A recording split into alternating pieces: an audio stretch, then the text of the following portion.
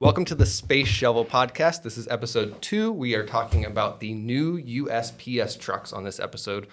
Today I have Dan, who is the VP for Strategic Innovation at AVIAN, and Nate, who I'm going to let you explain your title and background here in a second, but what we have in the system is that you're the Assistant Program Manager for Test and Evaluation. Is that accurate and correct? That is not I've run correct. into the problem. Yeah. Okay, that's what I figured. I've run into the problem where that's not updated, and so now we'll make a note and tell Ari or Charlie to update that. Absolutely. So go ahead and give your background and your actual title. Sure, absolutely. So my name is Nate, as you said. I was a Assistant Program Manager for Test and Evaluation at EP02, which is electronic warfare, and I was working on the Marine Air Ground Task Force's electronic warfare projects they had, and I did that for about a year, and then there was a need to update the structure of what is referred to as the 5-1 contract, which is really test and evaluation, programmatic support to NAWC AD and Naval Test Wing Atlantic. And so I moved into the role of the program manager for that contract. And so that contract is roughly 80 folks, with 50 of them from AVIAN and then the others from subcontractors that help support Naval Test Wing Atlantic. Right. So you're actually our first corporate program manager for the company, right? And that's pretty exciting. That means we're moving in the right direction, I think, as far as growth and figuring out what our company structure is. So we've introduced Dan before. He's given his background, and of course, I'm Ian. I work on the communications team at AVIAN. Let's jump into today's topic, the new USPS truck. So I don't know, and we've talked about this off recording. Not exactly sure where this conversation is going to go, but I think a good place to start. Well, let's start with the fact that a defense contractor won this contract. And when the older trucks, they are called the Grumman LLVs, long life vehicle, were created and manufactured. Grumman, were they, Dan, do you know if they were a defense contractor at the time? They were a significant defense contractor headquartered in Long Island, New York, and builders of the A6 Intruder, the workhorse for naval aviation when it comes to dropping stuff on bad guys' heads, as well as the F-14 Tomcat, which you might recall from the movie Top Gun in 1986, which some would argue was and still is the biggest, baddest fighter jet in the history of the world. At least that's what the Tomcat guys would tell you. So yeah, another big defense company. You could argue if it was successful or not, and there was a lot of debate when they first rolled out in the late 80s and the early 90s, what's this airplane company doing building trucks? But the fact is they've been around for 35 years, and you see them every day, and they're out there doing their thing. Are they pretty? No, but they seem to still be functional, but eventually stuff wears out, and they've worn out. Yeah. Nate, thoughts? Stories of fires. You said that the company that won, which is Oshkosh Defense, or Yes, Oshkosh. Right? And you said there was some kind of link there, correct? Well, I think the difference is, so to Dan's point, the prior manufacturer was in aerospace defense, whereas Oshkosh builds trucks for the military. Gotcha. So one of the trucks they build is a truck that supports the Marine Corps. It's affectionately called the 7-ton. Its official name is a medium vehicle transport replacement or something similar to that. Yeah. And it's been a successful truck. I mean, I've ridden it a couple times. I think the last time I rode in one was from TQ to Camp Ramadi. And so it was a workhorse in Iraq and I believe Afghanistan, but probably by the time we were in Afghanistan, it was more MRAPs. Yeah. But the point being, this company builds vehicles, cars and trucks, vice airplanes, right. Well, and they have at least some knowledge, I would suspect, of building vehicles that are relentless and can take a lot of abuse, like Marines driving and or riding in them, as well as understanding what it takes to work with a government specification and work in the government contracting field, and so that probably gave them a leg up. I'm hopeful that that they'll leverage technology from other parts of the automobile and truck industry, and they won't invent an engine and won't invent a transmission and won't invent braking systems, but they'll pick and choose and bolster and improve things that are already out there. Yeah, definitely. So a couple of points I want to make there. Quickly, I just want to go over the details of the contract. We don't have to talk too much about this, but it's a 10-year contract. There's a $482 million initial investment into Oshkosh, I guess, just fund the initial development of the parts and the actual trucks. They're going to be, the USPS is going to order anywhere between 50,000 and 165,000 vehicles, which if you do the math on say a $30,000 vehicle, that puts them well into the billions of dollars they're making off of this. The first trucks are going to hit the street in 2023. And another just little fun fact, the USPS had searched for 5 years to find a company to build these trucks for them. Which I don't know if that's a normal amount of time or not, but it seems like a long time to have a contract open. Yeah, there's probably some details behind that 5 years as far as changing requirements and various people that wanted to compete, and politics undoubtedly gets into play. And speaking of politics, the company that didn't win is a company called Workhorse, I think. Workhorse, that's right. And they didn't win. They were proposing all electric vehicles. They didn't win, unencumbered by facts. My guess is they're probably more expensive, not just to buy, but to operate, because they're more expensive. Electric vehicles are. And there's been some recent congressional interest about, hey, what was the competition like? And people are sort of chiming in after the fact from Congress. Don't be surprised to learn that the congressmen that are chiming in about it are from Ohio, right? Which is where this company, Workhorse, is headquartered. So it seems most everybody else understands and is okay with this decision to go with Oshkosh, except for the home field of the company that did not win. Yeah, so let's talk about the electric vehicle side of this. So Oshkosh has said they're going to make, or maybe it was the USPS, it's unclear to me, but one of them have committed to making at least 10% of these vehicles electric, which seems to be on the low side to me, especially when we have this big push to move towards mostly electric vehicles in the future. What do you guys have to say about that? Perhaps there's the need that they need to fill these right away. Right. Those older Grumman trucks need to get off the road. And the fastest way that they can get those replacements out there is, combustion engines. Yeah. I think it's interesting too that I guess we haven't talked about is there was no discussion about natural gas when a lot of city buses nowadays are natural gas. Right. So I got it. It's still fossil fuel somewhat, but it burns cleaner than Right. Petroleum. So it's interesting that was not part of it that we've seen. And that's one of the major points as to why they're moving to, the old trucks are old, but they're also producing a lot of emissions that these new vehicles hopefully don't produce. I think we can't underestimate the issue, a couple issues. One, the initial cost of I'll call it a run-of-the-mill combustion engine is significantly lower even today than an electric car. You want to get an electric car, it's maybe not twice as expensive as a traditional combustion engine car, but it's close to twice as expensive. Right. And you're never going to make that up on your operating cost, especially if these vehicles are expected to last 30 or 40 years. I don't know what a battery life is, but every time you discharge and charge, you're chipping away at that battery life. So we don't know what the battery replacement would be, et cetera. The other part is infrastructure. These trucks are going to be everywhere. I don't suppose that pick a place, western South Dakota, there's a tremendous infrastructure for either liquid natural gas or electric capability.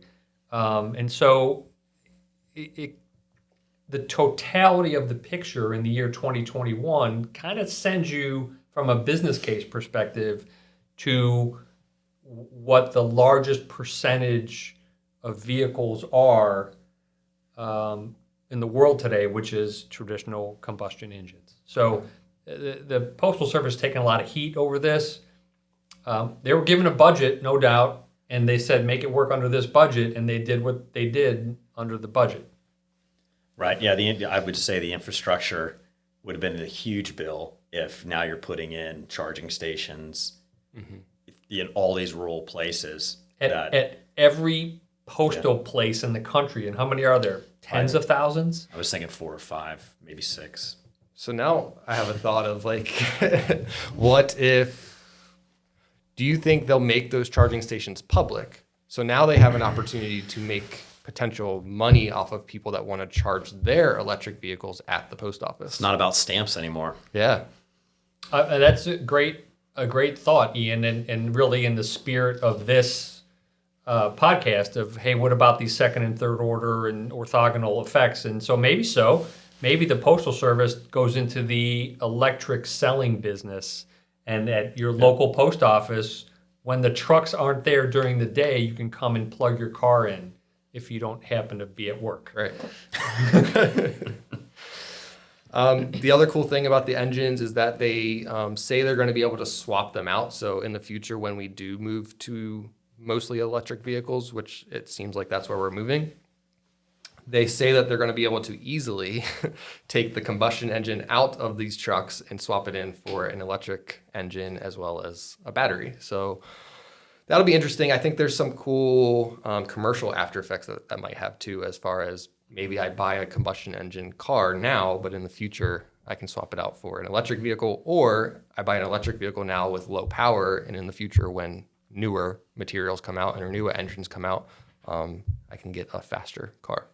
Yeah, I get concerned when I hear like, hey, make it a jack of all trades. Like, make it now so it can do this, but also the ability to adapt in the future. I think then you run into not getting all the benefits, the current benefits of a combustion engine, the cheap, there's gas. It turns out there's gas stations everywhere. Yeah. And you lose some of those benefits because now you're having to meet these insane specifications that allow you to swap out the drivetrain for an electric drivetrain. Right. And now you spent more money because you just were like, hey, it's going to be 50-50. We'll figure it out in the future. It's okay. Now we're swapping engines. Turns out that didn't work the way we thought it is. Right. Now we're asking for more money. Right, and it's way more than engines. It's the engine. There's no transmission in an electric vehicle like there is in a regular car.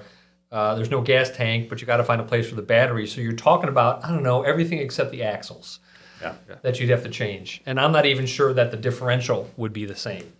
Right. Maybe. So it's easier said than done.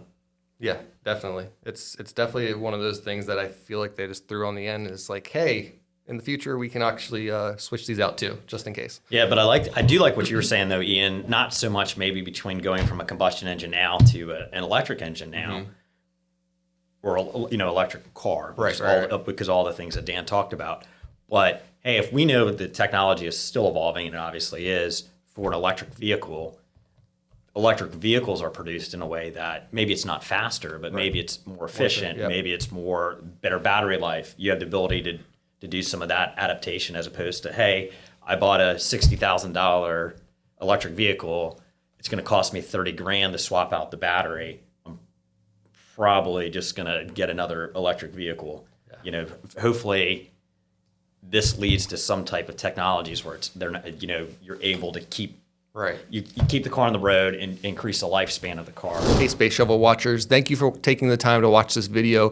If you have an extra second, hit that like button, hit the subscribe button. Stay up to date on the Work Awesome Network, on everything that's going on. If you want to learn more about the company behind the Work Awesome Network and behind the Space Shovel podcast, jump over to avian.com, AVIAN.com, to learn about the company, to learn about the work that we do, and just to get a little bit more background information on the type of company that we are. Again, thank you for taking the time to watch this video. If you want to stay up to date on everything going on in the Work Awesome Network, please jump over to any social media site that you consume content on: Facebook, Instagram, LinkedIn. We're basically on all of them under Work Awesome Network. That's the place to get the latest updates, the latest blog posts, the latest information on everything going on Work Awesome related. Now back to this episode. Where it becomes, and now I'm just spitballing, but where it becomes some kind of subscription service. So you're paying basically a lease for this car, but in 5 years you're guaranteed an upgrade to the next greatest motor that's out there. I think That's an expensive way to go about life. yeah, That's definitely. an expensive way to go about life, and suddenly it's going to be a $4 stamp. You know what it might turn out to be, because Nate, I think, brings up a really good point, is they might not when they start into this and really start designing the car, what they might find is to do it as you say, that make it a jack of all trades will just be a bridge too far and they won't get there. But they might then agree that in 10 years or 20 years, when they're, say, 50% through the production run, they change the production run, and because then you'll have more technology, maturity, and then you just switch. You say, okay, there's plenty of places to plug these trucks in now because the infrastructure has grown. We're vectoring over in the year 2037 to the electric design, which is different than the traditional design. You might look the same from the outside, and maybe the chassis will be the same, but everything under the chassis, sort of the inside part of the Hot Wheel car was going to be completely different. Right. Let's switch over to the technology that's on these cars. So the LLVs, the Grumman LLVs, were basically just an adaptation of a Chevy S10 Blazer. And I didn't know that. I read that in an article and I thought it was pretty interesting. So they took the chassis, the engine, the instrument cluster, and the front suspension from an S10 Blazer, basically said, we need an enclosed space to hold all the mail, and put them on the road. They lasted for about 24 years and well past that, which is why we're now replacing them. But these new vehicles have basically everything you would find on cars that are on the road now. So they have the 360 camera, the backup camera, the air conditioning, which current mail trucks don't have.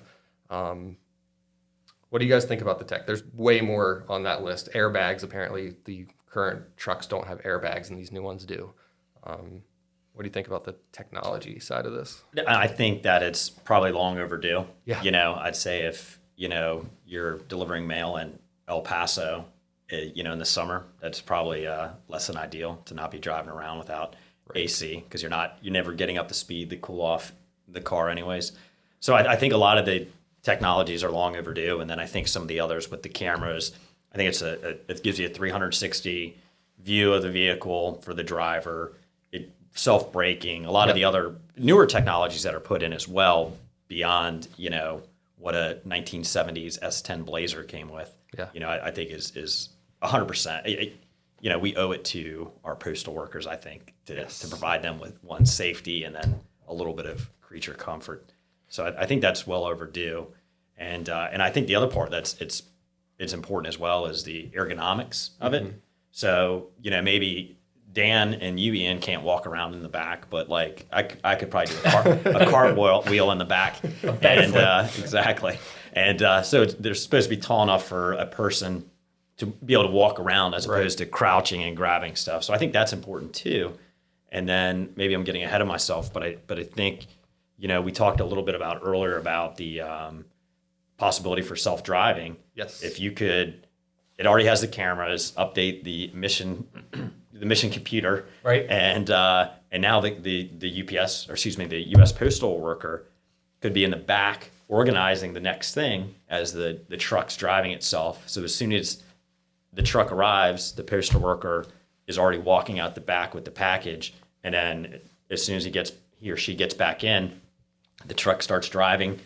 The postal worker grabs the next package, and the amount of inefficiency, I'd assume, would be a big deal. That every stop you're not spending, even if it's 30 seconds to grab it. So now 30 seconds over 200 deliveries is time. Okay, so here we go. Now we're going to really vector into the space shovel aspect of this. I think that's a great idea, Nate. And here's what I would say. Well, you can't have the postal worker surfing in the back of the truck while all this stopping and starting is going on by the automatic driver. So he or she is going to need a harness. Right. And so we're going to sell the harness and the track that goes into the roof of the back of the truck, so that the person is safe. It'll have to be somehow automatic locking and unlocking, so that when they come in, they're locked in. Right. And when they leave, or when the truck stops, they're unlocked, so that they're safe and secure. and they can jump out. So we're not going to sell the trucks. We're going to sell the safety harnessing. Maybe it's magnetic. I'm not sure. We'll have to work through this. But once they go driverless in the year 2040, we'll be ready. The other piece of this Absolutely. is the organization aspect. So I don't know how mail parcel delivery folks organize all of the mail right now, but I imagine that there's potentially a better way to do it. I think they do it by address. Well, yes, but Maybe even address in line. I don't know.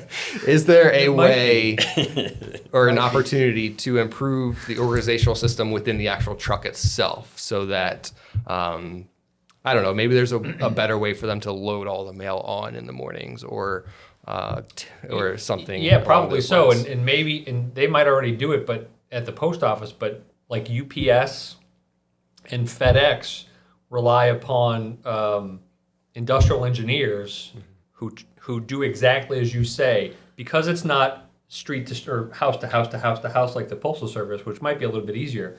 But there are industrial engineers that specifically track the most efficient route for a UPS driver or a FedEx driver, and those drivers are tracked by GPS. And if they deviate from the route, bad news for them. Right. I do want to go back real quick to the harness thing. Okay. And especially now that you said the magnet, so it made me think like, we can maybe get some tips from the folks that are working on the new catapults and the arresting gears. Yeah. For future Downsize it carriers. a little bit. Maybe the magnets are in their shoes. It makes me all I can think of is like Teen Wolf from surfing on the top of the truck. Right.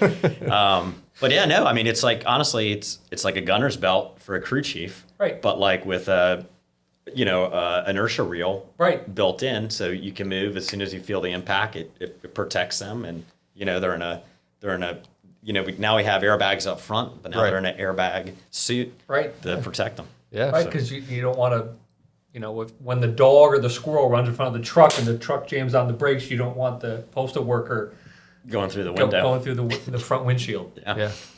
I do want to talk about the cameras, and we talked again about this beforehand, but tying it a little bit back into what we were talking about in the last episode with LiDAR. I don't know the specifications of the cameras that are on these trucks yet, but imagine that they have LiDAR in them, and then we take Dan's idea of crowdsourcing these maps of areas. Now we don't have to rely on iPhones to do it. We just rely on the trucks that are traveling these roads every single day. And you could make an argument, probably, that literally every street in the country is literally having a postal truck on it 5 days a week. Right. Are there any streets that don't have a house on it? I think there's going to be perhaps some rural, folks where they have to go to the end of the road to grab their mail, kind of like what my parents have to do. Okay. And I think the end of the road or the end of their driveway? End of the road. Okay. It's the southern part of the county. It sounds like the Densford estate then. Yeah.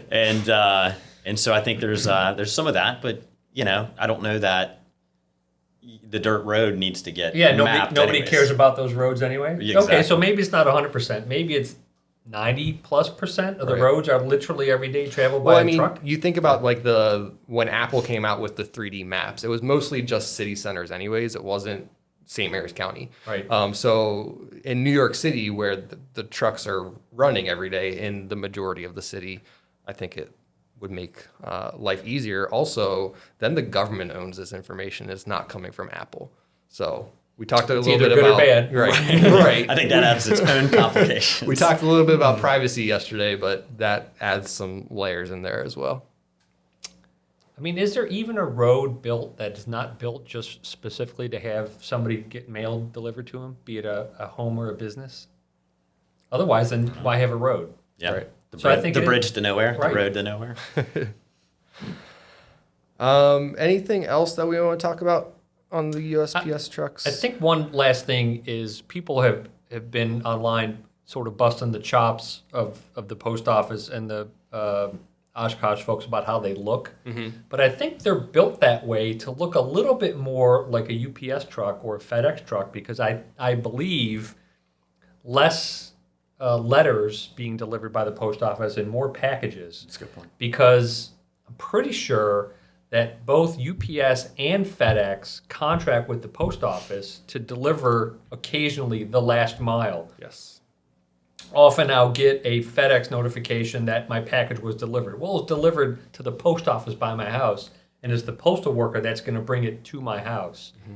So I think there's a deliberateness to the shape and the size of the truck because it's going to be mostly packages that are delivered and less letters. I know, they beat a path to my house with damn Amazon boxes. There's no doubt about it. I 100%. And I think there's a saying that's something like, it's not stupid if it works. Right. So the truck looks stupid? Well, it works, so Right. I guess it's not stupid. Right. So, And look, I'll predict. All right, here you go, Ian. Here's your next idea. Got it. Is toy USPS trucks, because there's going to be a lot of 5-year-olds who are going to see that unusual looking vehicle coming to the house every day. Yeah.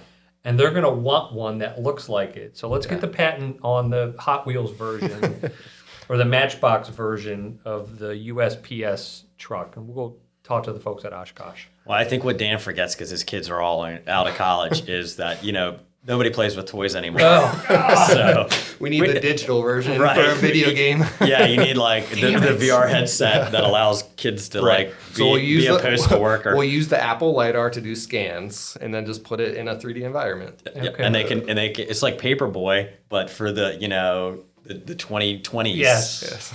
All right. Again, I'm old. I did quickly want to touch on the fact that it's telematics compatible. And on the graph I have here, it has a little picture of a satellite. So that does mean someone needs to build satellites for this thing at some point. Another opportunity there. We don't build satellites, but maybe in the future, who knows? Never know. All right. So I think we're going to wrap it up there. Dan, Nate, thank you. Absolutely. Thank you guys for watching and listening. And I'll see everybody next time.